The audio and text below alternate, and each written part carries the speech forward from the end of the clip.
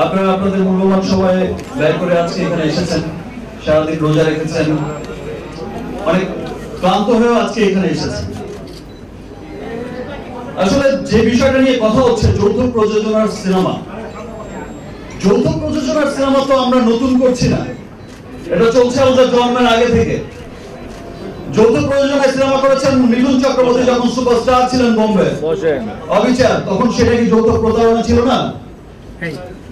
সেখানে শুধু মিঠুন চক্রবর্তী ছিলেন, সেখানকার তখন নাম করা ভিলেন ছিলেন। আমাদের এখানে তো শুধুমাত্র 2-3 জন আর্টিস্ট ছিলেন, 2 জন নায়িকা ছিলেন, রোজিনা ম্যাডাম ছিলেন, নতুন ম্যাডাম ছিলেন, আর এটিএম শামসুদ্দিন ছিলেন। তো সেটা যৌথ প্রতারণা ছিল না? এত কেন ধরছেন ভাই? অবিচার তো এখনো হচ্ছে, বোম্বে চ্যানেলগুলোতে দেখাচ্ছে, একটা ভালো প্রোডাক্ট তো, চুরি তো আর করেনি অবিচার। যৌথ প্রযোজনার কথা যদি ধরেন তাহলে দূরদেশ হয়েছে, সাবানার প্রোডাকশন অনেক ছবি হয়েছে, অসংখ্য ছবি হয়েছে। এখানকার শিল্পী কাজ করেছে, ওখানকার শিল্পী কাজ করেছে, সবার মধ্যে একটা আন্ডারস্ট্যান্ডিং আছে। কেন ভারত বাংলাদেশ আর কলকাতার মধ্যে যৌথ প্রযোজনা হয়? যেহেতু ভাষাগতভাবে একটা সিমিলারিটি আছে, কালচারালি একটা সিমিলারিটি আছে। আমরাও ভাত মাছ খাই, মাছে ভাতে বাঙালি, তারাও ভাত মাছ খায়, তারাও মাছে ভাতে বাঙালি। তো এইটা নিয়ে এত পেঁচানোর তো কিছু নেই। আর একটি কুচক্রী মহল আসলে এই ক্যামেরাগুলো যখন এখানে আছে, আজকের কথাগুলো যেমন রেকর্ড হচ্ছে, প্রিন্ট মিডিয়া এখানে আছে, আজকের কথাগুলো যেমন তারা হচ্ছে ছবি তুলে নিচ্ছে, কিছু বাজে লোক তারা মাঝে মাঝেই একটা কথা তুলেন যে কি কাফনের কাপড় পরে আপনারা আন্দোলন করলেন যৌথ প্রযোজনার নামে, আর আপনারা নিজেরাই যৌথ প্রযোজনার ছবিতে কাজ করছেন। আর স্টুপিড, আপনারা সেই ফুটেজগুলো টেনে দেখেন, আপনারা সেই ইগুলো টেনে দেখেন না, যে প্রিন্ট মিডিয়ার যে নিউজগুলো আছে সেটা টেনে দেখেন। স্টুপিডের মতো কথা না বলে, মূর্খের মতো কথা না বলে টেনে দেখেন সেখানে ব্যানারে কি লেখা ছিল। সেখানে ব্যানারে স্পষ্ট লেখা ছিল বঙ্গবন্ধুর সোনার বাংলায় হিন্দি উর্দু ছবি চলবে না। আন্দোলনটা ছিল তখন হিন্দি উর্দু ছবির এগেইনস্টে। তো সেই কথাটা কেন টানছেন? আজ থেকে অনেক বছর আগে যখন নাকি কলকাতার একটা টিম এসেছিল, সেই যে প্রসঙ্গে পুরো ইন্ডাস্ট্রি যখন এসেছিল যে আমরা আবার অনেকদিন যৌথ প্রযোজনা ছবি স্টপ আছে, আমরা নতুন করে শুরু করি বা আমরা এক্সচেঞ্জ করি, আমরা কিন্তু সেখানে বলেছিলাম যে এক্সচেঞ্জ করার মতো সিনেমা কিন্তু আমাদের দেশে এতগুলো হচ্ছে না, বিকজ টেকনোলজির দিক থেকে আমরা একটু পিছিয়ে আছি। এটা অস্বীকার করার কিছুই নেই, যেহেতু আমাদের এখানে ইনস্টিটিউশন নেই, যেহেতু এখানে আমাদের এখানে তৎকালীন সময়ে মানে আপনার ডিজিটালাইজেশনের তেমন কোনো ব্যবস্থা ছিল না। তো তাদের ছবিগুলোর বাজেটও বেশি ছিল, সব দিক থেকে মান ভালো ছিল। আমরা কিন্তু তখন আমি প্রেসিডেন্ট ছিলাম, নিশা সওদাগর ছিলেন আমার জেনারেল সেক্রেটারি, এবং অন্যান্য সংগঠন কিন্তু মিলে আমরা কিন্তু প্রপোজ করলাম যে না, আমরা এক্সচেঞ্জের মধ্যে এখন যাব না, আমরা যৌথ প্রযোজনার মধ্যে আসো। যৌথ প্রযোজনা একটা সিস্টেম অ্যাটলিস্ট ভালো আছে, এখানকার শিল্পী ওখানকার শিল্পী, এখানকার কলাকুশলী ওখানকার কলাকুশলী, সবাই মিলেমিশে কিন্তু একটা সুন্দর বন্ডিং তৈরি হয়, ছবির বাজেটটা কিন্তু দ্বিগুণ হয়। আজকে এখানকার প্রযোজকের যদি একটা 2 কোটি টাকা লগ্নি হয়, ওখানকার প্রযোজকের 2 কোটি টাকা লগ্নি হয়, 4 কোটি টাকায় কিন্তু একটা হিউজ সুন্দর সিনেমা তৈরি হচ্ছে। আর 4 কোটি টাকা যদি এখানকার সিনেমার প্রযোজকের ব্যয় করেন, তো তার কিন্তু হাঁটু কাঁপা শুরু হয়ে যায়, বিকজ 4 কোটি টাকা লগ্নি এই বাজার থেকে উঠবে কিনা। তো সেই জিনিসটা মাথায় রেখে, সেই ব্যাপারটা মাথায় রেখে কিন্তু যৌথ প্রযোজনা আমার নতুন করে শুরু হয়েছে। যৌথ প্রযোজনার সিনেমার কথা বলছেন, আজকে যারা একটু আগে নাদের ভাই বললেন যে অনেকেই দেখা যাচ্ছে যৌথ প্রযোজনার সিনেমা অভিনয় করেছেন, আর তারাই গিয়ে রাস্তায় বলছেন যৌথ প্রযোজনা বন্ধ করো, যৌথ প্রযোজনা বন্ধ করো। তাদের একজনকে কাজ করে আবার যৌথ প্রযোজনা, আবার তাদের মুখ বন্ধ হয়ে যাবে। যৌথ প্রযোজনা বন্ধ হবে না, তাদের মুখটা কিন্তু বন্ধ হয়ে যাবে। সবই হচ্ছে ব্যক্তি স্বার্থ চরিতার্থ করার জন্য। আর যৌথ প্রযোজনার সিনেমা তো আমি একটা করেছি, শিকারী। আপনারা এখানে যারা আছেন, ইনফ্যাক্ট বাংলাদেশের যত মানুষ আছেন আপনারা সকলেই জানেন, মাননীয় মন্ত্রী মহোদয় থেকে শুরু করে সমস্ত প্রিন্ট মিডিয়া, আপনার ইলেকট্রনিক্স মিডিয়া, আপনারা কিন্তু সবাই কিন্তু আপনার অনেক ধন্যবাদ দিয়েছেন আমাকে, যে আপনারা শাকিব খান আপনি আমাদের মান রেখেছেন। আপনারা অনেক ধন্যবাদ দিয়েছেন জাজ মিডিয়ার কর্ণধার আব্দুল আজিজকে, যে এত সুন্দর একটা চলচ্চিত্র আমাদের উপহার দিয়েছেন, আমাদের দেশের শিল্পী নিয়ে, আমাদের সুপারস্টার নিয়ে আপনারা ওখানে এরকম নাম ভূমিকার একটা ছবিতে অভিনয় করিয়েছেন, নাম ভূমিকার একটা ছবি বানিয়েছেন। এবং যেই ছবিটি শুধু এখানে নয়, ভারতের আপনার পশ্চিমবঙ্গ, আপনার আসাম স্টেট, এবং আপনারা জানেন কানাডা, অস্ট্রেলিয়া, ইনফ্যাক্ট মালয়েশিয়াতে আমি আব্দুল আজিজ সাহেব, আপনার ইনু সাহেব, আমরা কিন্তু পুরো একটা টিম গিয়েছিলাম মালয়েশিয়া। কিন্তু ফার্স্ট টাইম বাংলা সিনেমা এত বড় করে কিন্তু প্রদর্শিত হয়েছে, এবং সেই থেকেই কিন্তু ধারাবাহিকতা স্টার্ট হয়েছে, সেই থেকেই কিন্তু কানাডায় ধারাবাহিকতা স্টার্ট হয়েছে। এবছরও কিন্তু কানাডায় এই ঈদের সরাসরি সিনেমার কথা ছিল নবাব, কথা আছে এখনো নবাব। আজকে যখন নবাব নিয়ে কথা হচ্ছে, যে নবাব ধরা হচ্ছে, একবার বুকে হাত দিয়ে তাদেরকে জিজ্ঞেস করতে বলেন তো, প্রিভিউ কমিটিতে দেখার পর প্রিভিউ কমিটির একবার রিপোর্ট হয়েছে কিন্তু যে নবাব হচ্ছে এমন একটা সিনেমা, ওয়াহ, একটা সিনেমা দেখে মনে হলো যে ভারতীয় মাটিতে বাংলাদেশের জয়, এরকম একটা বিষয় কিন্তু উঠে এসেছে, নিউজ হয়েছে। আজকে জয় কোথায় গেল? আজকে তো আবার ক্ষয় আরম্ভ করে দিয়েছেন, কোথায় গেল সেটা? সবই হচ্ছে কিন্তু ব্যক্তি স্বার্থ চরিতার্থ করার জন্য। আজকে পরিবার নিয়ে কথা হচ্ছে, চলচ্চিত্র পরিবার, তাহলে আমরা পরিবারের কে? গত 12 বছর তো শ্রম দিয়ে যাচ্ছি, সবসময় আমরা দেখেছি পরিবার বলতে কি বোঝায়। আপনারা সবার পরিবারে দেখেছেন যে পরিবারের যেই ছেলেটা, যেই মেয়েটা, যেই সদস্যটা পরিবারের, ওই যে পরিবারের আরেক সদস্য এসেছেন, কালকে সুইজারল্যান্ড যাবে, বাহ। তো পরিবারের যেই সদস্যটা বা পরিবারের যেই ছেলেটা, যেই মেয়েটা হচ্ছে মেধাবী হয় বা উপার্জনক্ষম হয় বা উপার্জন মানে পরিবার নির্ভর করে তার উপর, তাকে কিন্তু পরিবার কিন্তু সাপোর্ট করে, তার প্রতি কিন্তু পরিবারের একটা সুদৃষ্টি থাকে, বাবা মা পরিবারের সমস্ত সদস্যরা কিন্তু তাকে অনেক টেক কেয়ার করে। আজকে যদি চলচ্চিত্র পরিবারের কথা ধরা হয় তাহলে কি বিষয়টা উল্টো হয়ে যাচ্ছে না? আজকে যারা কাজ করছে এখানে তাদেরকে হচ্ছে টেনে টেনে নামাও, ভালো কাজ যারা করছে তাদের টেনে টেনে নামাও। আরে ভাই, নবাব সিনেমাটা এমন একটা সিনেমা যে বাঙালি জাতির জন্য গর্বের একটা সিনেমা, বিকজ বাংলাদেশের পুলিশ প্রশাসনকে এমন ভাবে ইন্টারন্যাশনালি হাইলাইট করে তুলে ধরা হয়েছে। কই আপনারা যারা চাপাবাজি করছেন, রাস্তায় নামছেন, একটি সিনেমা বানিয়েছেন আপনারা? গত 5-7 বছরে একটি ইন্টারন্যাশনাল আন্তর্জাতিক মানের সিনেমা বানিয়েছেন আপনারা? বানাননি তো। যেখানে অভিনয় করেছে বাংলাদেশের শিল্পী, আরে বোকার নাম ভূমিকায় তো নবাব বাংলাদেশ, শাকিব খান পাশে লেখাটা আসে কিন্তু বাংলাদেশ, আরিফিন শুভ বাংলাদেশ, ফেরদৌস বাংলাদেশ, হিরোইনদের ক্ষেত্রে ফারিয়া বলেন, মিম বলেন, যারাই কাজ করছে লেখা আসে কিন্তু বাংলাদেশ।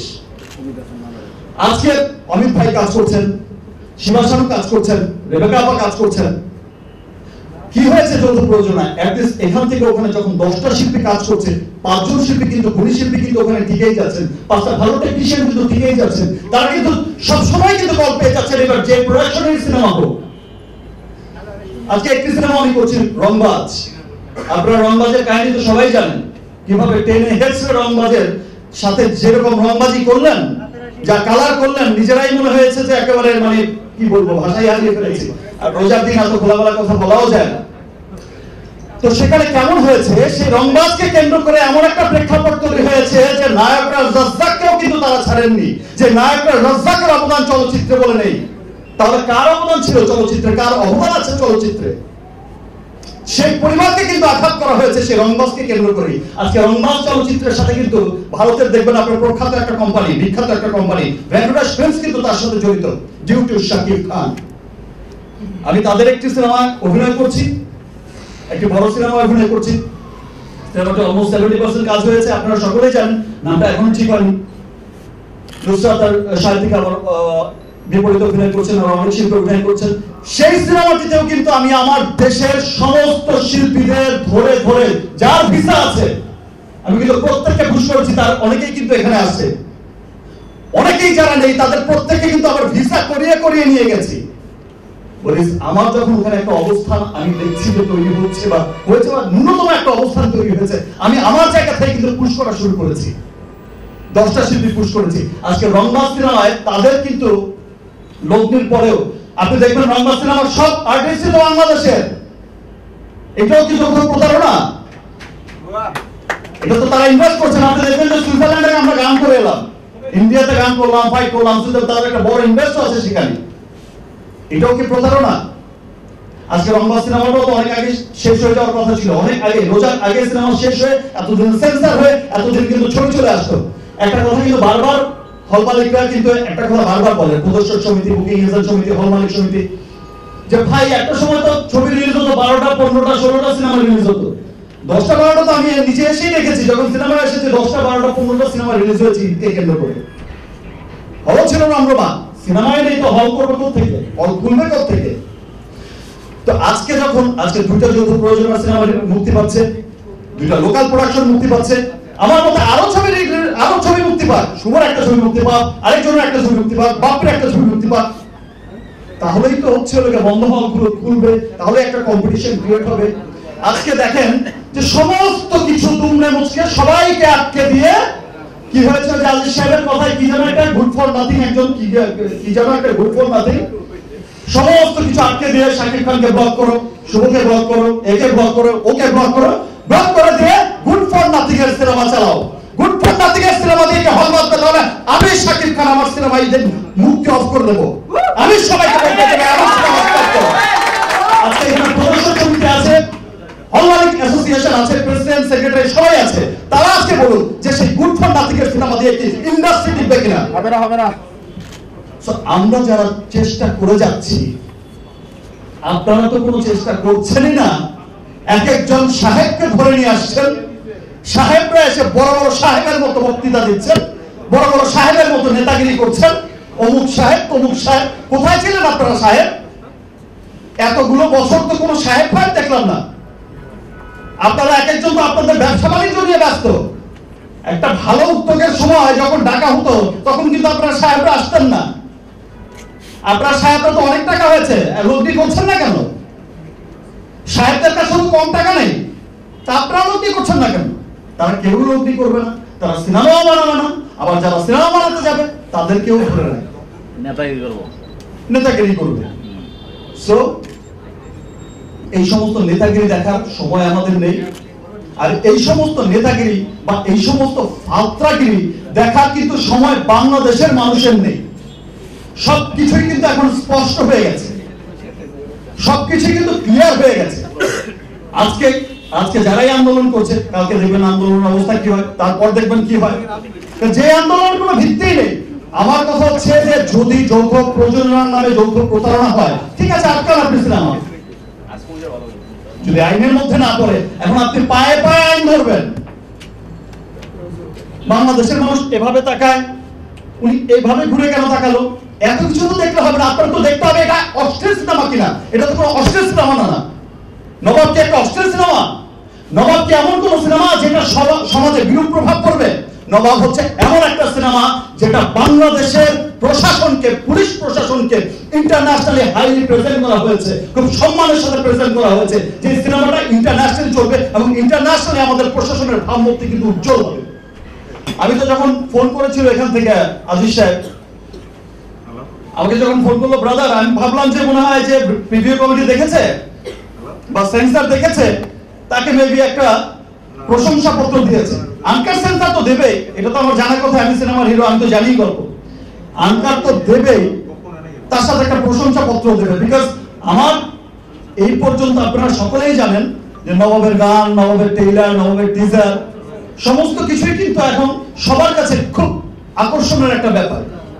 সবাই কিন্তু খুব পছন্দ করছেন, শেষ সংগ্রাম পছন্দ করছেন, দেশকে বাঁচাবো বলেই শপথ নিয়েছে এবং সেটা আমি একাই পারবো।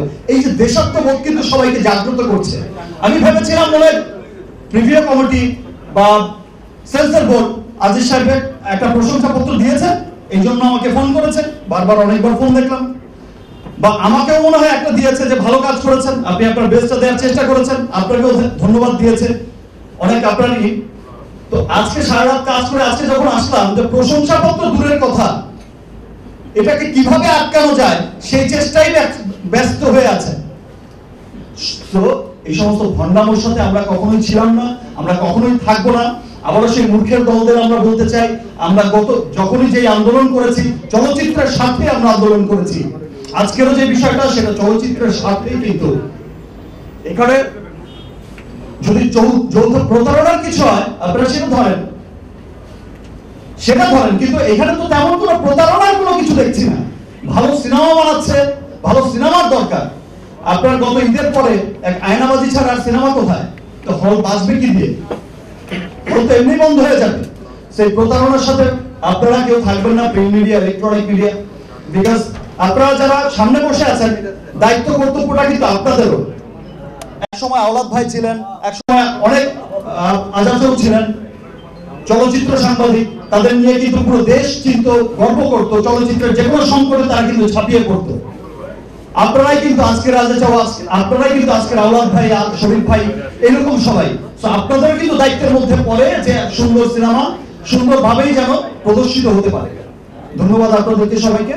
এবং আমাদের ওই ব্যর্থ লোকদের সাথ দেবেন না, ওই অকর্মণ্ড লোকদের সাথ না দিয়ে যারা ভালো কাজ করতে চায় প্লিজ তাদেরকে সাপোর্ট করুন। তাহলে এই দেশের চলচ্চিত্র যেভাবে এগিয়ে যাচ্ছে, একদিন সেই দিন বেশি দূরে নয় যেদিন কানস ফেস্টিভ্যালে আমাদের চলচ্চিত্র, আমাদের ফ্ল্যাগটা উঠবে। আর আপনাদের মাধ্যমেই আমি সরকারকে বলতে চাই, মাননীয় প্রধানমন্ত্রীকে বলতে চাই, সরকারকে বলতে চাই, তথ্যমন্ত্রী মহোদয়কে বলতে চাই, সরকারের যারা আছেন যে যারা ভালো কাজ করছেন তারা যেন সুন্দর ঠান্ডা মাথায় ভালো কাজ করতে পারে, সেইটা শুধু আপনারা নিশ্চিত করুন। তাহলে কানস বলেন আর অস্কার বলেন, প্রত্যেকটা জায়গায় বাংলাদেশের চলচ্চিত্র প্রতিনিধিত্ব করবে ইনশাআল্লাহ। ধন্যবাদ সবাই।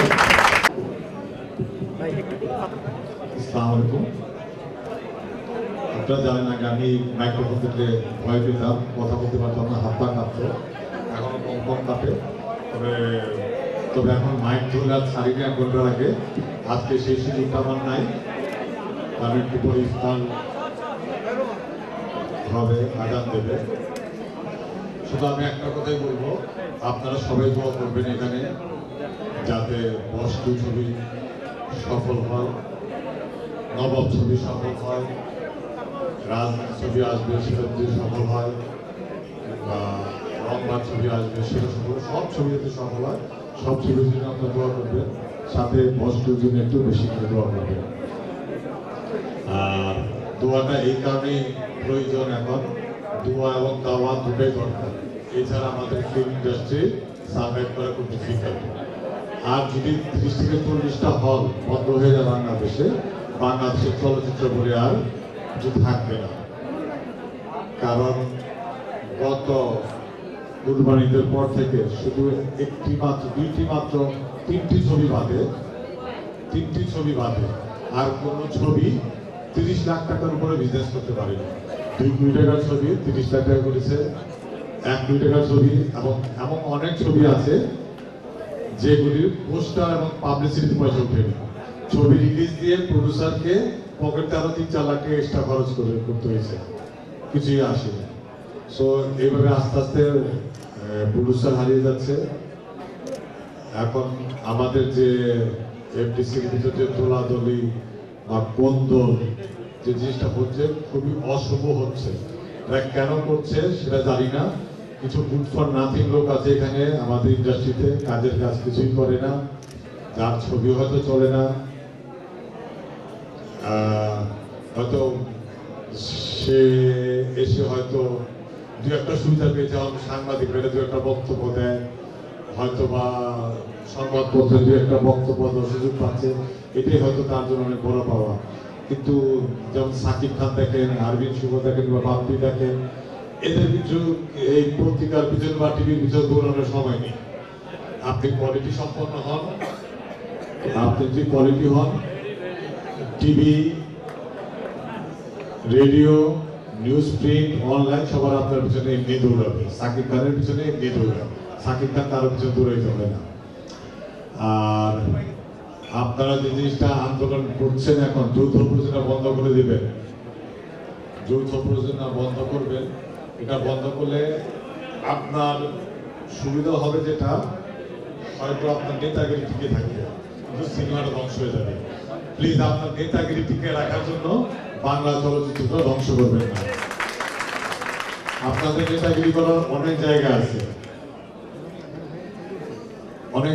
নেতাগিরি করার জন্য নেতাগিরি করেন, চলচ্চিত্র ধ্বংস করেন। আপনাদের কাছে একটাই অনুরোধ রাখি এবং আল্লাহর দোহাই লাগে, প্রায় 2 লাখ লোক এই চলচ্চিত্রের উপর নির্ভরশীল, 2 লাখ পরিবার, সিনেমা হল, শিল্পী, কলা কৌশলী এবং প্রোডাকশনের লোক মিলে 2 লাখের উপর পরিবার এর উপর নির্ভর করে। এই 2 লাখ লোকের পরিবারের পেটে আপনারা লাথি মারবেন না, মুষ্টিময় 5-6 জন লোক। প্লিজ আমাদের আর প্রতিরোধ করবেন না আপনাদের নেতাগিরি করার জন্য। আপনাদের নেতাগিরি করার শখ অনেক বুঝে যাচ্ছে, নেতাগিরি করেন। আর আপনি যেহেতু প্রশাসন আপনাদের হাতে, আপনাদের প্রশাসন আছে, নেতাগিরি করার অনেক জায়গা, চলচ্চিত্র কোনো রাজনীতির জায়গা, একটা শিল্পের জায়গা, আমাদেরকে শিল্প চর্চা করতে দেন। Thank you. লক্ষ্য পূরণ করার স্বপ্ন হওয়া উচিত। আর লক্ষ্য আর আমাদের মাঝখানে যে আসবে সূর্য, তাদেরকে আলোচনা আর সমালোচনা যেন পিছু ছাড়ছে না বস টু সিনেমাকে ঘিরে। আমি একবার বলি আর 100 বার বলি, মানেটা একই। আইটেম গান রিলিজ থেকে সেন্সর জটিলতা আর সিনেমার প্রচারে জিতের বাংলাদেশ সফর সবকিছু এখন প্রশ্নের মুখোমুখি। এদিকে বস টু মুক্তিকে সামনে রেখে দুই ভাগে বিভক্ত হয়ে পড়েছে সিনে অঙ্গন। কারো মতে সিনেমাটি যৌথ প্রযোজনার নিয়ম লঙ্ঘন করেনি, আবার কারো মতে যৌথ প্রতারণার আশ্রয় নেওয়া বস টুকে মুক্তি দেওয়া হলে ঈদে মুক্তি প্রত্যাশী দেশীয় সিনেমাগুলো মুখ থুবড়ে পড়বে। বস টু নিয়ে যে একটা ষড়যন্ত্র হচ্ছে, এটা কেন হবে? দুই বাংলার ছবি যদি সুন্দরভাবে দুই দেশে চলে তাহলে তো আমাদেরই না। যৌথ শব্দটি এটা কিন্তু আজকের না রে ভাই, এটা বহু আগে থেকে চলছে। সব জাজকে এটার আওতায় আনতে হবে। কোনটার? এই যে পরিবার, চলচ্চিত্র পরিবার, তারা এটার আওতায় এনে কথা বলবে এবং কোনো জায়গায় ছাড় দেওয়া হবে না, কারণ এটা বাঁচা মরার প্রশ্ন দাঁড়িয়ে গেছে। গত ঈদে জাজ মাল্টিমিডিয়ার দুইটা ছবি যদি না থাকতো তাহলে আজকে হয়তো আরো একটা সিনেমা বন্ধ হয়ে যেত। যে আমাদের এখানে যৌথ প্রযোজনার নামে যে ছবিগুলো হয়, এটা অধিকাংশই ওখানে লোকাল প্রোডাকশন হিসেবে রিলিজ হয়, দিল্লির পারমিশন ওদের নাই। সে কারণে এবারও আমরা এই কমিটির মধ্যে আমি প্রস্তাব করেছি যে আমাদের অন্তত এর পরবর্তীতে কোনো ছবির প্রিভিউ করার সময় যেন অন্তত ওই ইন্ডিয়ান যে পারমিশন সেটি যেন জমা দেওয়া হয়। তাই বস টুর সেন্সরকে রুখতে পরিচালক সমিতি ও শিল্পী সমিতির নেতৃত্বে এফডিসি কেন্দ্রিক 14টি সংগঠন যৌথভাবে কর্মসূচি পালন করার ঘোষণা দিয়েছে। আমরা 14 যে চলচ্চিত্র টোটাল চলচ্চিত্র পরিবার, আমরা সবাই 11টার দিকে ইনশাল্লাহ মনে অবস্থান করবে। 11টা ঠিক বেলা 11টায় রোববার, ওইখান থেকে আমাদের কর্মসূচি ইনশাল্লাহ। তারপরে আমরা বলবো, আমরা সবাই বসে যে আমাদের নেক্সট কী হওয়া উচিত, আমরা সবাই একত্রিত হচ্ছি, ওই দিন আমাদের অবস্থান হবে। 14 সংগঠনের কর্মসূচি ঘোষণার মধ্যেই জাজ মাল্টিমিডিয়ার কর্ণধার আব্দুল আজিজ ঘোষণা দিয়েছেন যে কোনো মূল্যে এবারের ঈদেই মুক্তি দেওয়া হবে বস টু। এই যে একটা ছবি মুক্তি পায় সেটা হবে বস টু। আমাদের পক্ষে বর্তমান ছিল আকাশে দৃষ্টি তোর, বৃষ্টি তোর মনে মেঘ জমে। এদিকে ঈদ আসতে সময় রয়েছে মাত্র কয়েকটা দিন, কিন্তু দর্শকেরা এখনো জানতে পারেনি ঠিক কয়টি সিনেমা আসছে এবারের ঈদে। আর এই জটিলতার মধ্যেই সিনেপাড়ায় বিভক্ত হয়ে পড়া দুই পক্ষই জড়িয়ে পড়েছেন ব্যক্তিগত তর্ক বিতর্কে। উড়েছে মন, পুড়েছে মন। বুলবুল আহমেদ জয়, 71, ঢাকা। যা ছিল আমার সবই তোর হাতে।